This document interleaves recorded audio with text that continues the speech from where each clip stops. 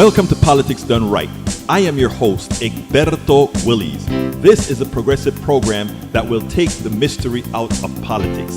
This is the program that will encourage you to make sure government becomes we the people. Whether you are liberal, progressive, conservative, or otherwise, you get to air your point of view. We are an independent media outlet that, unlike mainstream media beholden to corporations, we only owe allegiance to you. Remember, you can also send me a tweet at EGBERTOWILLIES. That is at Egberto Willies. Let us engage. It is Politics Done Right.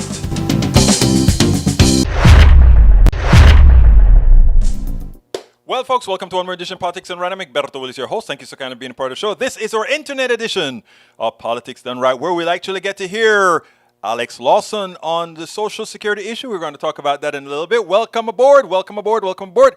Bridge MCP, welcome Bridge. Melanie Keelan, welcome aboard. As well, Peggy Lopez, welcome aboard. Lee Grant, hey y'all, he says. AVQ says he is on the road. He's feeling a lot better.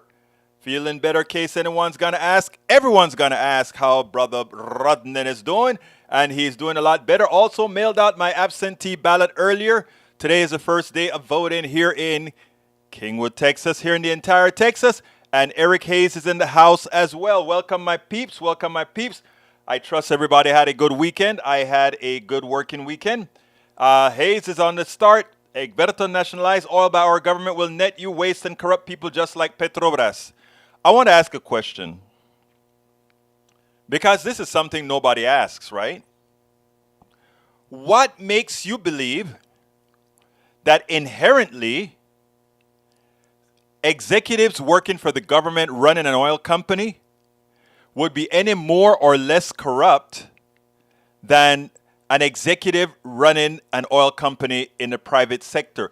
I want to know what that is just something that the private sector says, right?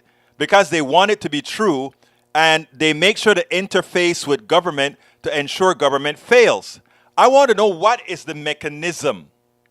What mechanism will cause people in government to be less corrupt or more corrupt than people in private sector? From what I've seen, the most corrupt area of our economy is in fact the private sector. From overcharging the government for the things it does for it to overcharging the people themselves.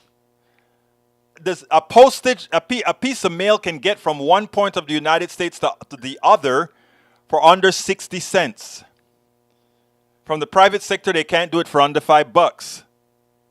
So let's actually start questioning the theories that been thrown on us by the titans of finance. They do want these things they want everything out of the public sector, and the lie that they give people is that somehow that the private sector inherently is more honest than the public sector. That's crap. It's complete crap. Look, I don't want the government controlling everything.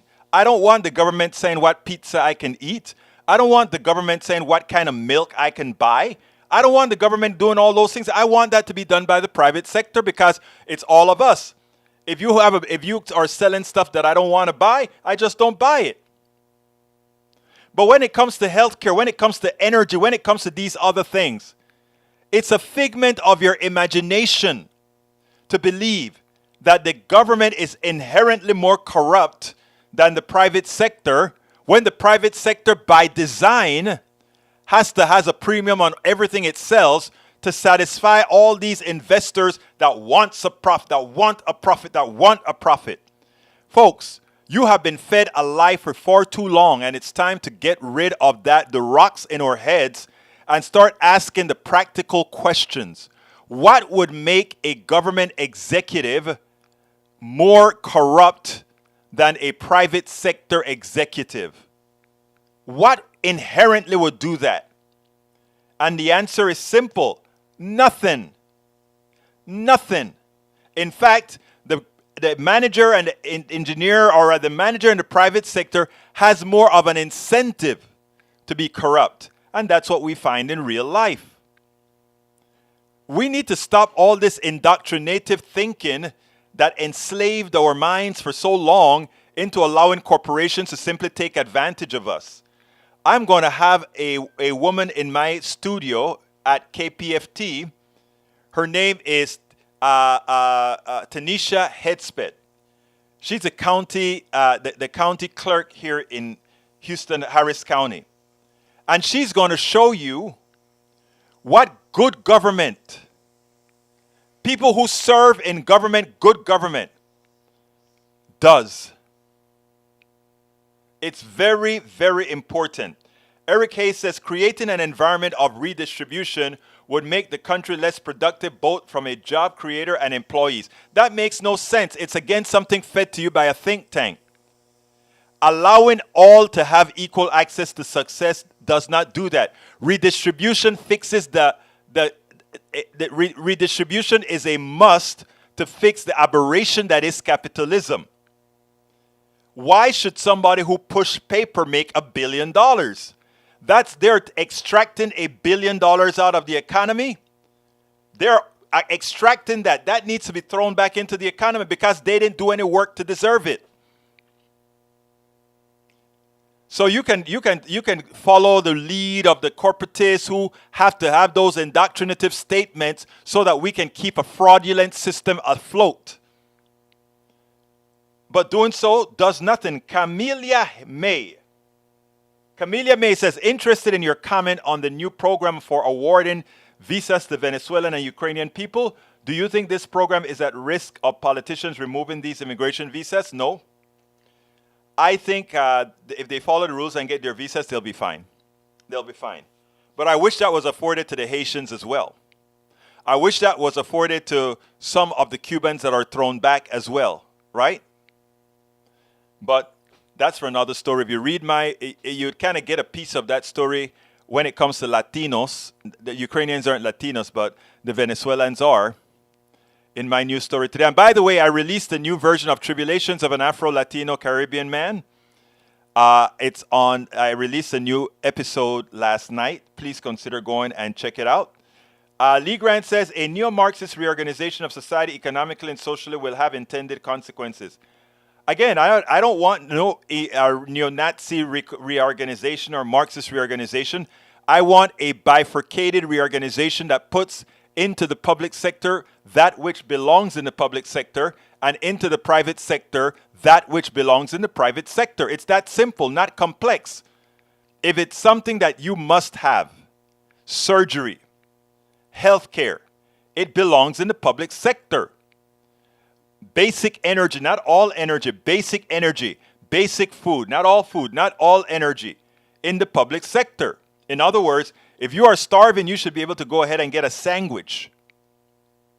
If you don't have gas to drive, you should be able to have transportation. It's that simple. I don't know, Lee Grant. That's above my pay grade. Maybe you can help me there.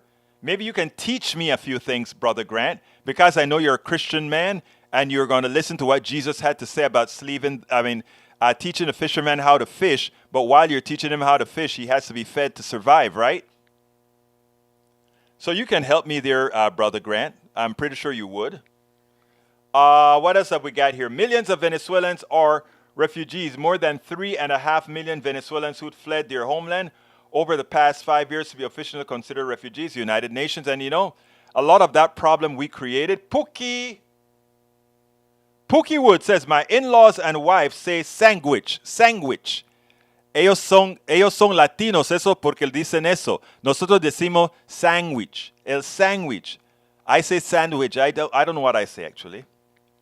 Okay, public sector toilet paper. Well, you think you can still use your hand for your butt and wash it afterwards, right? So I don't think that would be a requirement. Okay? But again, what I want is a utopian society based on what we can afford as a society, which is a lot. And I'd like a society that distributes things more equitably. instead of a economic system that is designed to move money to a few. Designed to do that.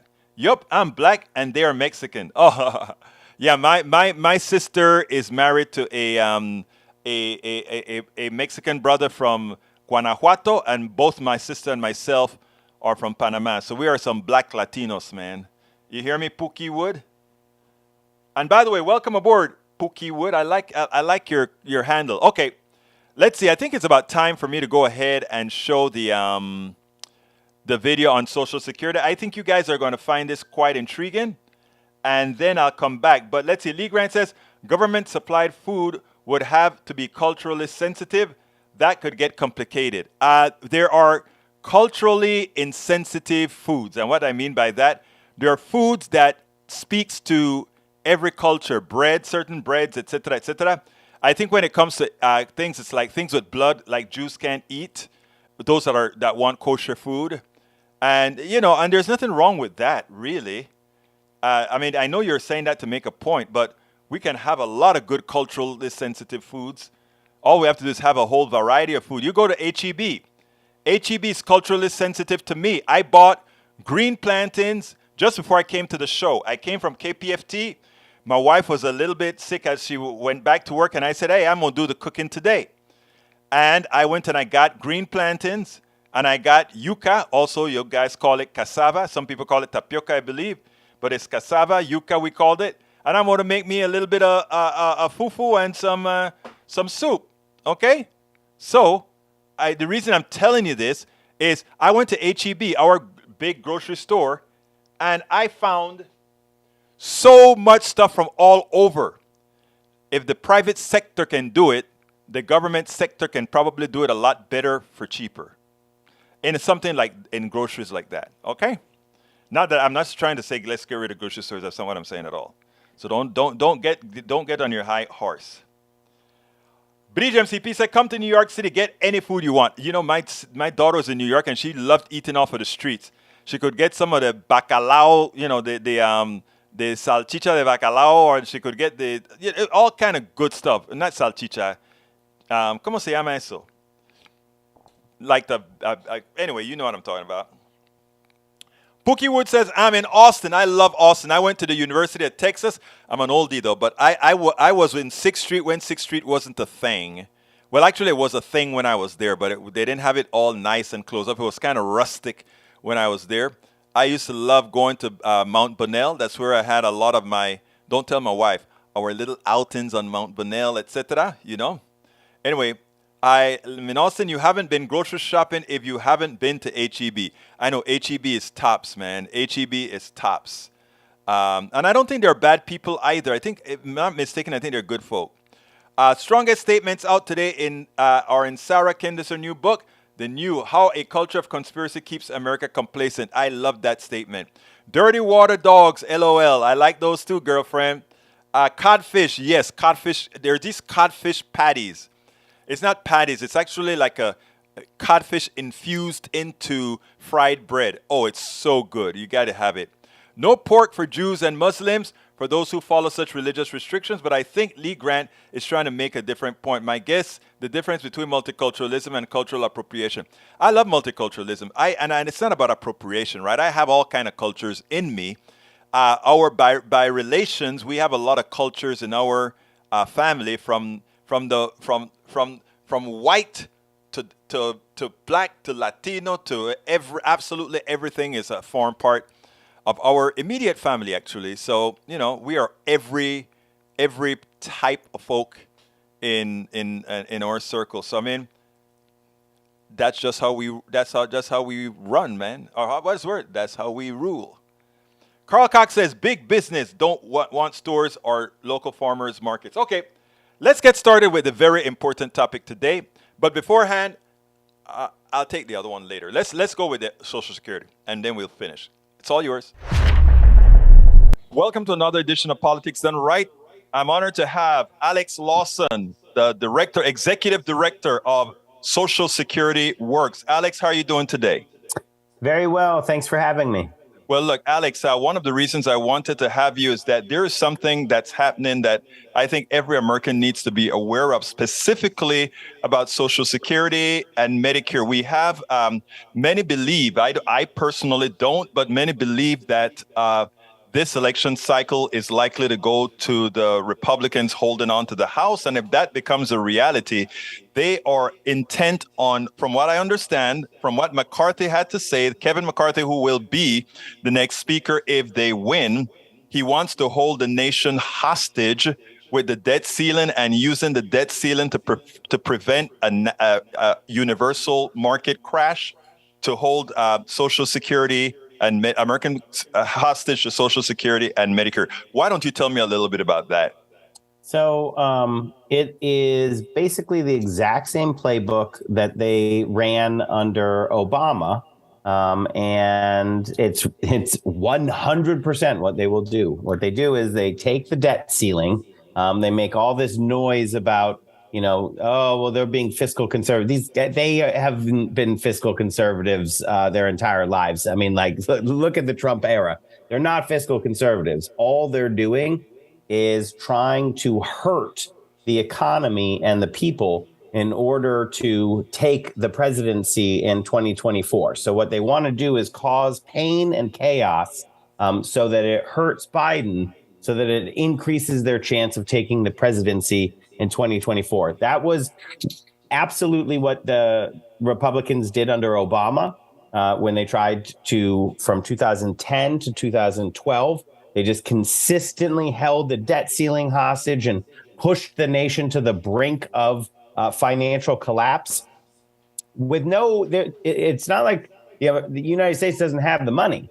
The S&P ratings agency, who rate sovereign debt, actually downgraded U.S. Bonds during this period. And in the note, they said it has nothing to do with with the United States' ability to pay. The U.S. is the richest country in the history of the world. It has nothing to do with, can we pay? Yes, we can pay. But politicians are now using the debt ceiling to get their what they want. And what they want is cuts to Social Security and Medicare. And that is the only thing that was shocking to me, is that Kevin McCarthy said it outright. That's really rare. That's really, like, usually it's behind closed doors. They don't want anyone to know exactly what their plan is, which is to hold the debt ceiling hostage to try to extract cuts to Social Security and Medicare. But for whatever reason, Kevin McCarthy is making it really well known that that is their plan. So you have Rick Scott in the Senate saying we're going to put Social Security on the chopping block every 5 years. Ron Johnson in Wisconsin saying, no, that's not enough. We're going to put it on the chopping block every year. And now you have Kevin McCarthy saying, in fact, we're going to use the debt ceiling immediately to force through cuts to Social Security and Medicare, or crater the world economy. So it's arsonists. That's what we're dealing with. Now, let's be clear here. First of all, that when you mentioned that it is amazing that he said that before the election, we have to realize that these are not the smartest cats out there. In other words, Kevin McCarthy is not very smart. Neither is Ron Johnson. Neither is Rick Scott in Florida. Now, here's the thing. Tell the American people, those disabled who are dependent on SSI and other Social Security support, and those over 62 that may be dependent on Social Security. Please look into that camera and tell them, if they decide to bring Republicans into power, what will happen to their subsistence? Yeah, I mean, literally the first thing the Republicans did when they took the House in 2010 was Sam Johnson put forward a bill to decimate Social Security. It's not totally true, because the first thing they did is they tried to eliminate the Office of Ethics.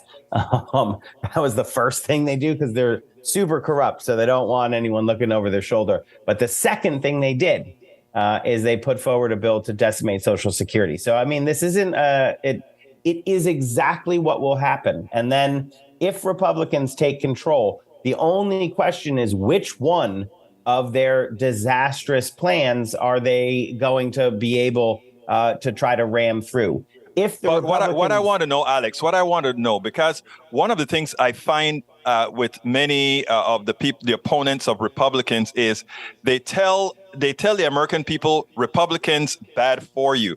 What Republicans are good in doing is saying what Democrats will do will cause this to you. It's generally a Mhm. lie, but they tell you it will cause this to you. For a person receiving X amount of dollars in Social Security, let that person know what materially will occur to their pocketbook going forward. Yeah, I mean, it's super simple.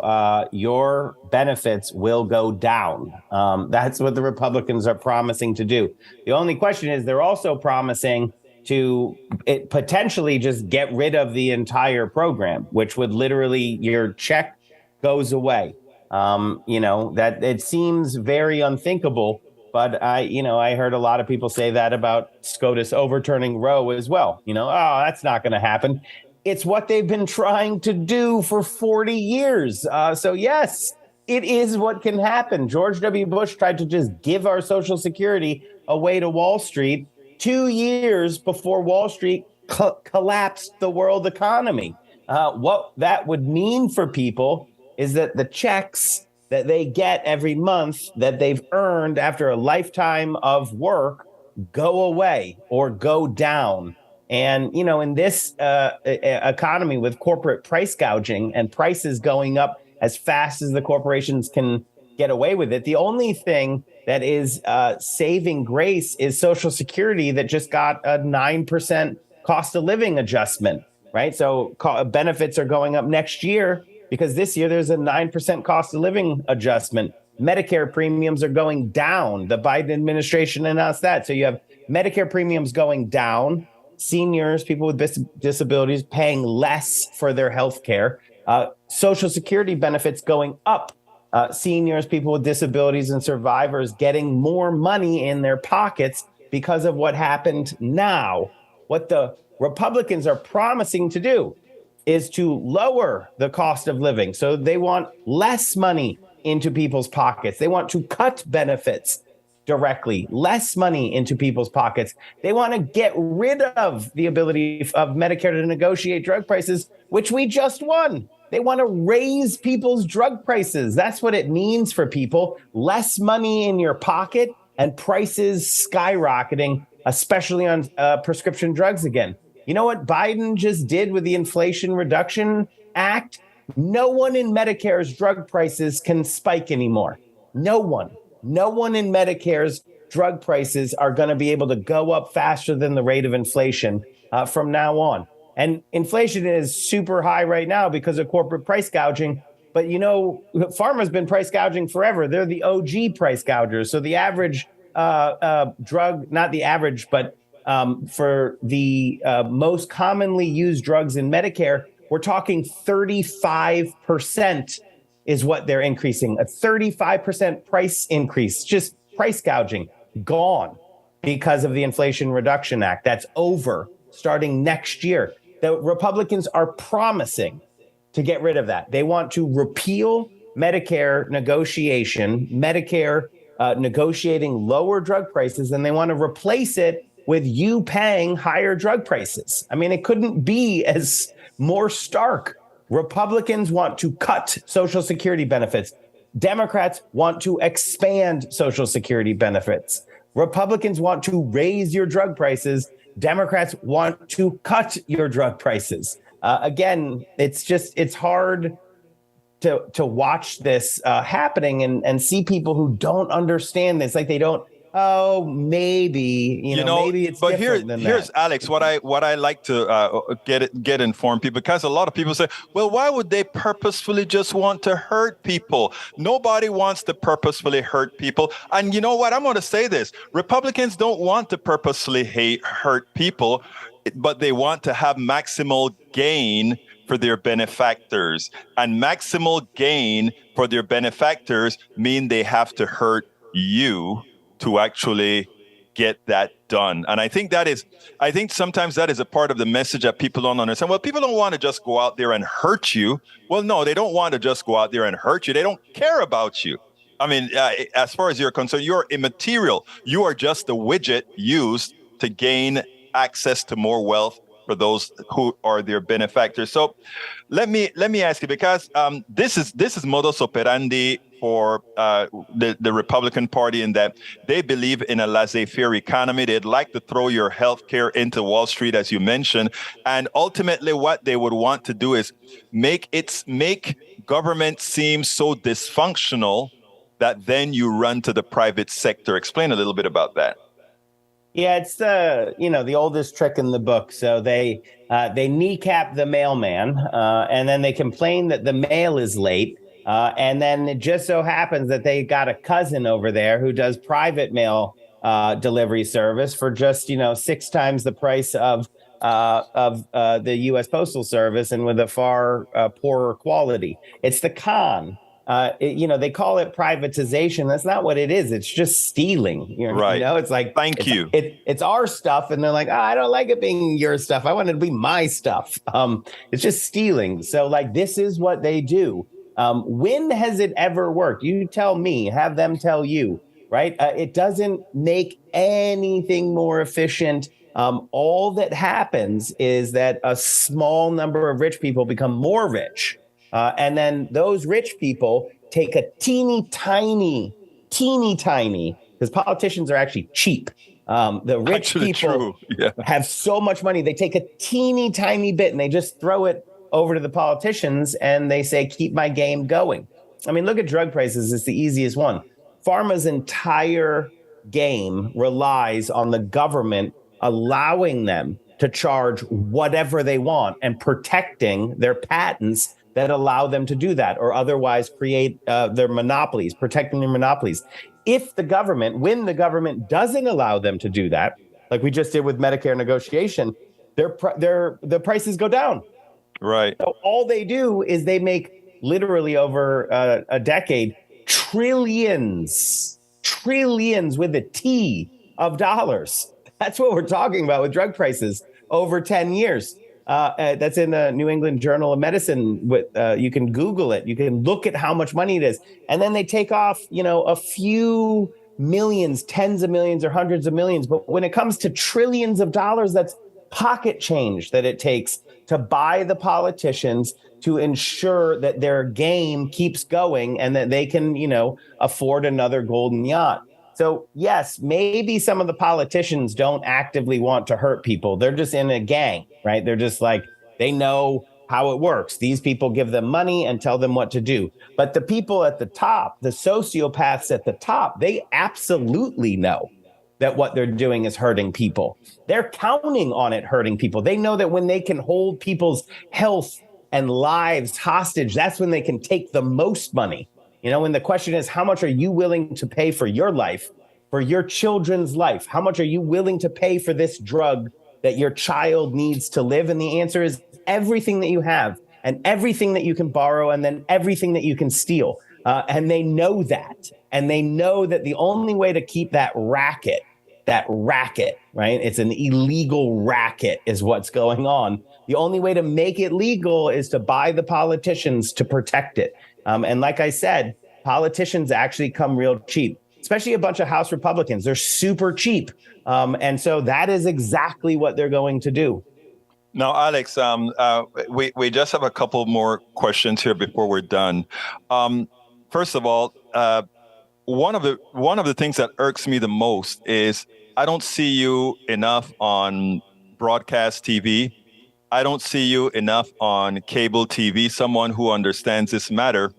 And one of the reasons I try to give as much exposure to all the folks doing the real good work to help the American people, it seems like too often these broadcast and cable networks, it's not that they're bad people, but all these guys advertise with them. Absolutely. And probably one of the reasons that we don't get the right type of information to have an informed public. The public is not really stupid. The public is just uninformed. the public is also very busy. People are Right. super busy. It's one of the biggest, hustles. Keep people so busy and the information so jumbled that it just doesn't get out there. And I mean, like, I can be a little more pointed. I mean, like, yeah, who owns the corporate media? Well, look at who's advertising in between the news segments. Right. That's who owns them. They're the bosses. Where does the money come from? It's all drug price. I mean, it's all pharmaceutical advertisements, right? Like, they're not going to bite the hand that feeds them. And if they do, there is no wall between it, right? Like, if somebody tries to do it, the corporations just call the boss calls down, and the person loses their job, right? I mean, like, that's just the way it works. And so, yeah, the corporate media is not going to tell the truth about what Republican plans for drug prices are, because they don't want to anger their bosses in pharma. Corporate media is not going to tell the truth about what's happening in Medicare, what the Republicans are going to do to Medicare, just to destroy it, hand it over to their criminal friends on Wall Street, because insurance, big hospital, they're going to say, absolutely not. We're not letting that content on. And corporate media is not going to talk about what Wall Street's plan for Social Security is, because these are the Wall Street billionaires. It's the billionaires who hate Social Security. They hate it because it works. They hate it because it costs less than 1% to administer the whole system for everybody. They hate it because for 80 years, through boom time and bust, through war and peace, through health and pandemic, Social Security's never missed a single payment. The billionaires hate things that work because we all work on them together. They make money off of chaos and no other choices. They hate Social Security, so they try to smash it up. So you have to give them your money for retirement. They hate public education because it works. They don't want people to understand how rigged the system is for the wealthy. That's the billionaires' game. And, the corporate media is literally part and parcel of that. So it's only with truth tellers like yourself that we're able to get the message out there. And that's what, I try to do. And I know you try to do every day. Now, here's the interesting thing. One of the things that they are scared, I think, the most of is right now, Social Security taxes have a cap. And whenever they talk about Social Security is in trouble, the easiest solution is just to increase the cap on Social Security to another level. To tell you the truth, I think it should be like Medicare. No cap on Social Security, and all of our Social Security would then drop in price, except for the few billionaires that there are out there. What's the case on that?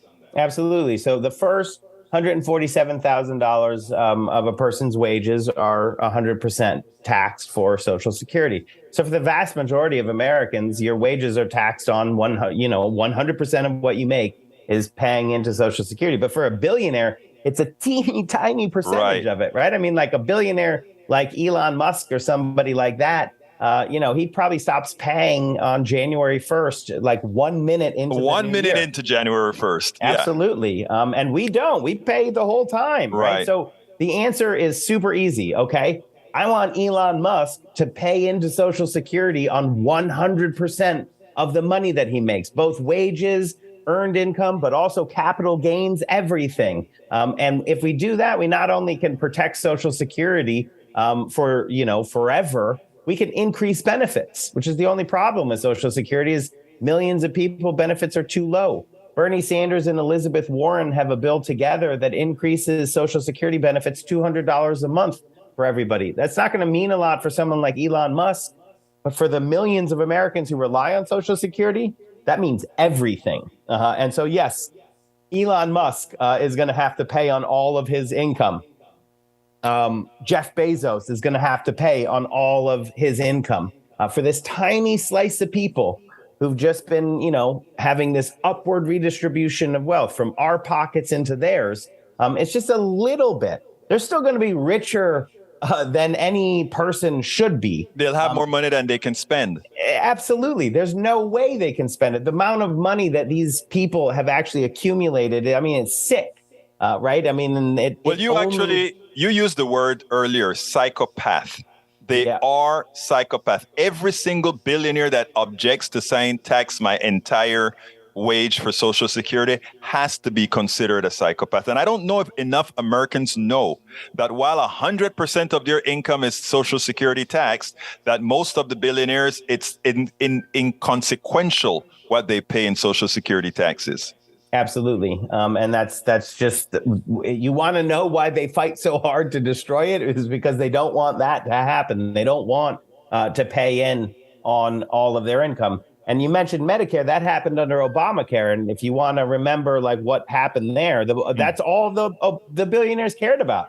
That's Right. why the repeal and replace thing happened forever, right? Like because the billionaires didn't want to pay more into, the system that made them billionaires in the first place, just because they're sick with greed. They don't think of other people. But in the end, like with Obamacare, in the end, once the truth actually got out there, which took a long time. But remember when the Republicans took power again and were like, we're going to get rid of Obamacare. And people realized they're like, wait a minute. No. I like my health care. Mm-hmm. No, I don't want you to. But all the propaganda confused that and the Democrats lost in 2010 because of lies about Obamacare, right? The Republican billionaire propaganda machine turned the Democrats have given people health care into somehow the Democrats have taken people's Medicare away. Right? I mean, they're just straight up lies. And that is what... That is why your work is so important, Alex. That is why your work is so important. And that is why we always have to make sure that we learn from our past experiences on messaging, which we've always had problems messaging appropriately. And, I really hope we can solve that. We need to be more assertive, more aggressive, and also not be defensive, but be... One of the things I like about you is you're not scared to be on the offense. In other words, you don't have to defend what you're doing because what you're doing is for the people. My last question is always this. What should I have asked you that I didn't? And what would you like to tell our audience? There's some good ones there. But the main thing is that Kevin McCarthy, Rick Scott, Ron Johnson, Marco Rubio, they are in lockstep. All of these races can be won by the Democrats. That's one thing. As long as people understand that all of their plans is to reach their hands into our pockets and steal our earned benefits, to take our Social Security away from us, to take our Medicare away from us. That's what's on the ballot in November. And so voting is not enough. Obviously, we need way more, but voting is absolutely the critical first step. Because I've seen this before. If we go back to 2010, all that happens is we will be defending against Republican attacks on Social Security and Medicare for at least the next 2 years. And unfortunately, possibly longer than that, because, it works. When you hold the world economy hostage, it actually, they oftentimes are able to extract a lot of pain. So that's what's at stake. Thank you for having me on to try to shine a light on that. And I hope that we did a good job. You did a great job. Alex Lawson, Executive Director, Social Security Works, somebody that is increasingly important to everybody's Social Security, Medicare, and everything beyond that. Thank you so kindly for having been on Politics Done Right. Thanks so much for having me. All right, folks, I hope you enjoyed that. That was some very important information that put out by Alex. Alex is at socialsecurityworks.org, socialsecurityworks.org. It's a very important institution. Okay, let's see what else we got here. You guys went on a real comment stream. Let's see. Wow. Let's see. We've seen it before. We've heard it before. Let's see what else. I'm going to have to skip a few. Eric says Inflation Reduction Act did nothing for inflation but raised it, and it's nothing but climate. Oh, you know something? That again shows that you don't read. Inflation Reduction Act did quite a bit. Now, as far as saying it doesn't hit inflation, you're not going to hit inflation as soon as you put out a bill. That's not how it works. That's not how it works. Come on, man. You're smarter than that. Republicans vote no inflation reduction but want it for their constituency. They sure do. Inflation reduction is as follows. It's not going to change the base rate of inflation. But if you are having problem paying certain bills because that is going to provide you with assistance, your personal inflation rate is not the same as the actual inflation rate because you have got help to pay that you would not have otherwise gotten. It doesn't take rocket science to understand that. Let's see. Lee Grant says, as my PDR friends go out to vote, please let me know if you see any armed white supremacist militia guys. Progressives have predicted this. I haven't seen any yet, Lee, but I'll let you know for sure. I should be voting sometime this week. Bridge MTP says, Michael, run in every case, do you really want to affect inflation? The primary cause of inflation right now is corporate price gouging. Thank you, Bridge. You got it right. Carl Cox, vote Republican. You're voting for the end of American democracy along with the corporate greed and theft. Agreed. Lee Grant, record turnout in Georgia. It's as if all the Jim Crow 2.0 voter suppression talk was just fear-mongering nonsense from the radical left. No, it wasn't. In as much as they're trying to mitigate long lines because you can't feed people in the lines and all that sort of stuff. The actual voter suppression takes on some very interesting things. Let me give you a way they do it in Texas.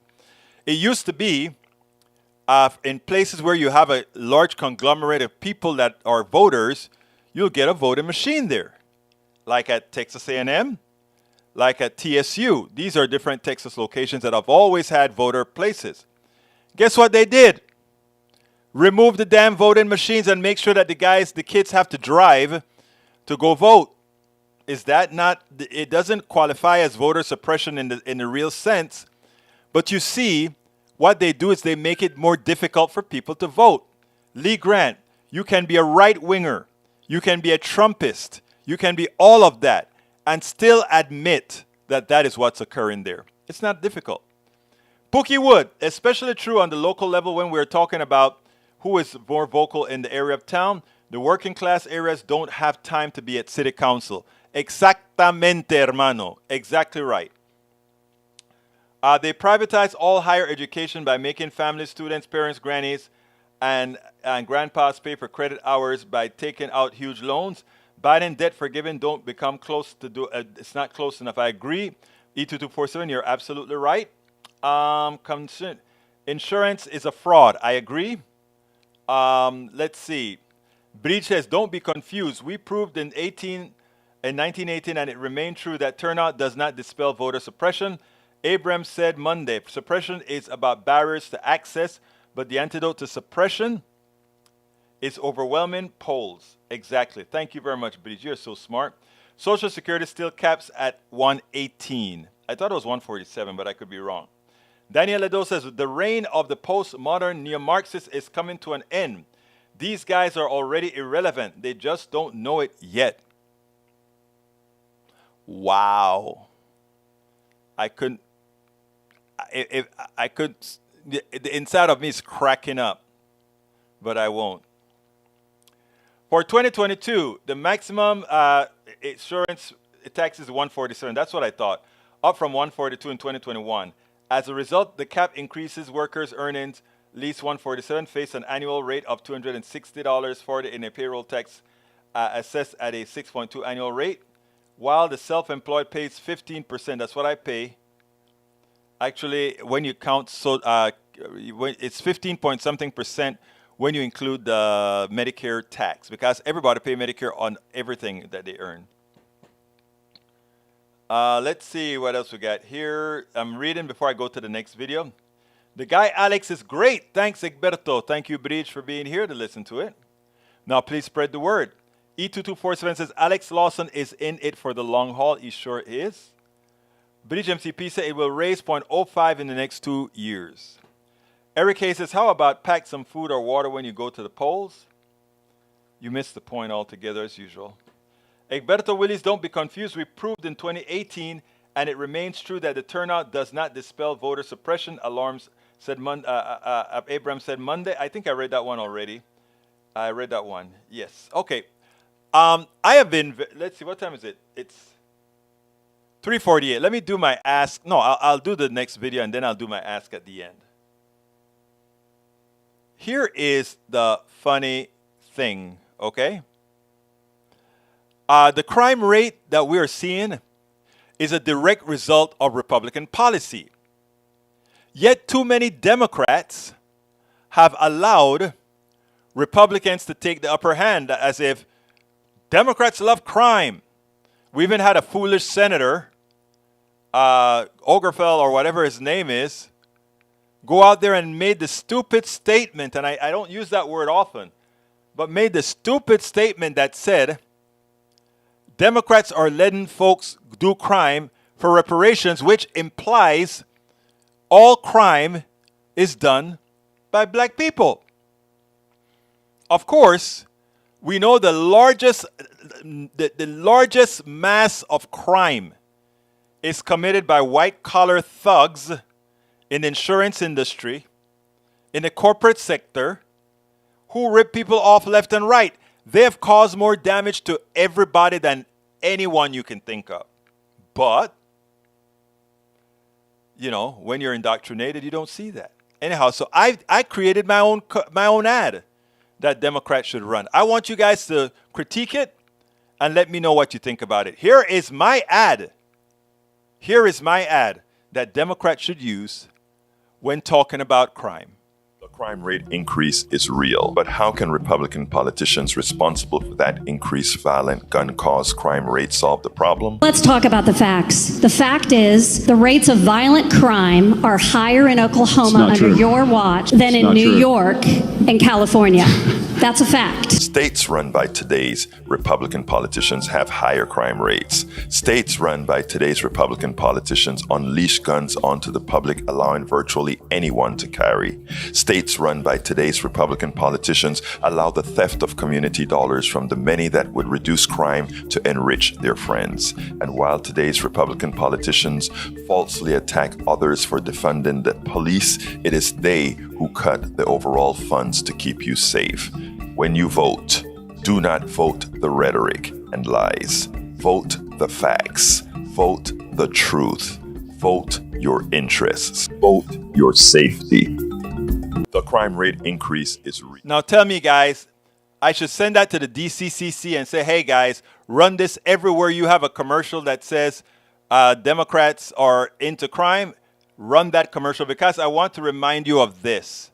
You know, earlier Lee Grant said, well, or I think it was Hayes, said, well, it's the Democratic cities in red state that cause the problem. Which I said, no, let's go to Oklahoma. The two biggest cities in Oklahoma, Oklahoma City and Tulsa, Oklahoma. Guess who are mayors of those two cities? Two Republicans. And guess what? That's where the highest crime is, in Oklahoma City. So again, folks, the rhetoric, the lies, this misinformation, don't be fooled. Anyway, let me do my ask, and then we'll be getting ready to do a little bit of the closeout. Check it out. Politics Done Right depends on you to keep doing what we do. What do? We make sure to keep, number one, the internet seeded with blogs and information to counter the right and to present what progressives represent for the benefit of us all, to everybody, so that it's not misread, misled by any other entity. We make sure and populate that internet with blogs, with videos, with all these other things to make sure that we are informed and to counter everything that you normally hear that are lying at the right. We also make sure to create articles in magazines, articles in newspapers all around the country to ensure, again, that our message gets out there. Last but not least, we also write books. As you see it, Class Warfare, the only resort to right-wing doom, How to Make America Utopia, are two of the many books that I've written on these issues. So please support us in one of many ways. Numero uno, you can support us at PayPal, either one time or monthly. Go to politicsdoneright.com/PayPal. You can support us on Patreon. That is politicsdoneright.com/Patreon. Patreon is spelled Patreon. You can support us by becoming a part of our YouTube channel, going to politicsdoneright.com/YouTube, or you can support us in many other forms that you can find at politicsdoneright.com/support. Be sure to visit our store, politicsdoneright.com/store and get our books at politicsdoneright.com/books. Politics Done Right. Absolutely so, folks. So please support us however you can.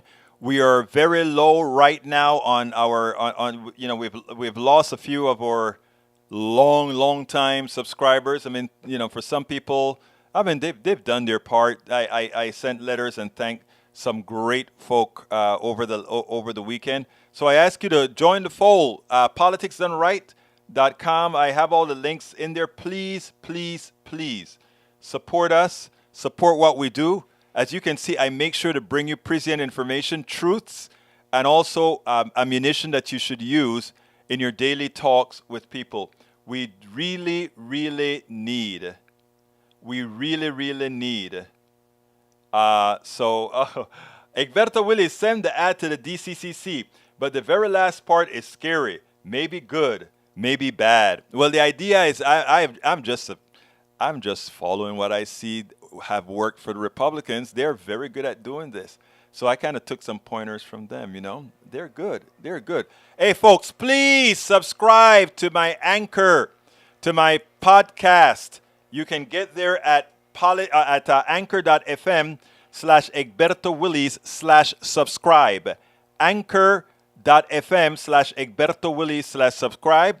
But also, I have a become a member at our Medium where we put out pieces every day. It's at medium.egbertowillis.com/membership. I need to create a politicsandright.com/medium if I don't have one already. And also, please support my new book that is done one episode at a time. I'm looking for it. It's called Tribulations of an Afro-Latino Caribbean Man. Racism Didn't Stop My Smile, Hope, or Journey Forward. I have a new chapter out. You can find it right there. So please, folks, Politics Done Right does need your support to stay doing what we're doing. We are still, after several years, not at the break-even point because this is a very tough business to actually do right and at the same time bring in funds. So whereas we're having the same issues at KPFT, I'm trying to raise $150,000. Well, we are trying to raise over at KPFT $150,000 to last us for about 3 months. And here at Politics Done Right, I am trying to get another 100 members, small members, going on to some sort of a low monthly to really get it going. So if you guys know other folks that want to help support progressive media, independent media that's out there doing the truth, give them one of our links and say, hey, support this program. We spend a lot of money at the cable news, etc. Support this program. Eric says, can you make it a nonprofit and get federal money? It could be better for you. No. I don't want to make it a nonprofit for this particular reason, Eric. I have to hold my tongue. I would have to be either a schedule, a 4 or a 3. A 4 is a nonprofit, but you can actually speak, but the people who give, so I mean, it doesn't make any sense. It ties your hands. I want to be able to be 100% free to say what I want to say so that I'm not restricted and somebody goes ahead and check my nonprofit status. I don't think that is the way to go at this point in time. So that's the reason we operate the way we do, for complete independence. So I ask you so kindly, buy our books and do all the different options that we have. Get Soros to donate to PDR. The Soros stuff is a funny thing, right? I am yet to meet a progressive show, program, commentator, or anybody who has received a penny from Soros. I am yet to see that, right? So anyhow, folks, before we get out of here, it is 3:58. I got a couple of minutes left.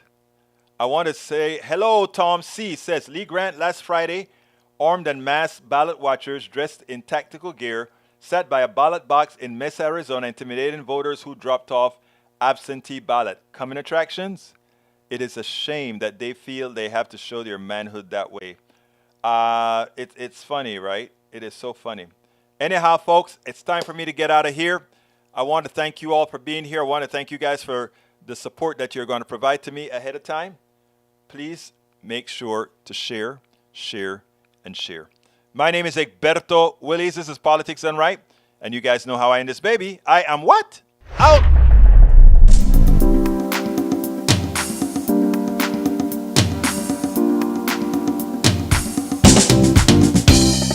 Welcome to Politics Done Right. I am your host, Egberto Willies. This is a progressive program that will take the mystery out of politics. This is the program that will encourage you to make sure government becomes we the people. Whether you are liberal, progressive, conservative, or otherwise, you get to air your point of view. We are an independent media outlet that, unlike mainstream media beholden to corporations, we only owe allegiance to you. Remember, you can also send me a tweet at EGBERTOWILLIES. That is at Egberto Willies. Let us engage. It is Politics Done Right.